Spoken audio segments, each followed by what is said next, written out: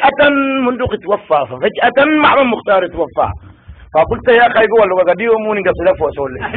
أنا كان يوم فات محمد مختار القصيدة بطوالي كتبتها في جزيرة الفيل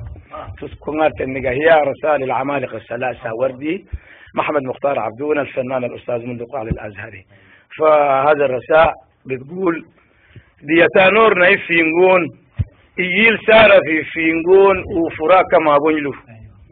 إلا من كيدو وركوني تلينو فكديلي ولا قو فدفي لي أقليل بنيدان كمي ميري كمانو كمي جاكيلا إلا ترجيشون ملم دو قدفشا فانتي ملنا الدشا دوروغو نبادوكشا تو بحر كسمشا إلا من كيدو وركوني يو يقوني ووردي دي الناس إنها يكيردا كبكبا يلوباتوران سي قمتين تولوغ النشي ديس كمان يسكر فوق سي بسور جوني ووردي ونو بانو جنون دي ومرجاكا كموني وواليلكم كمين كاندي إيرون دي يقول تونجا دور كونغا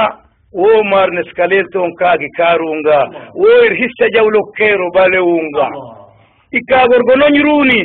orgon tafakel muni onyin kerila gruni metama ya gumdisha mundu kufana gumdisha onyi woje belmeme wig mi woje belmeme mi ngai menji na haigai menji na haigirirni korjabu da sukijmi kuburtin ko mangirwaimi dishener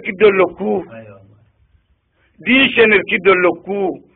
tiga kutta meselokku muslafi kagurreku ashrigu kera tichoku irkinuba maleka ayin tulen nakagoku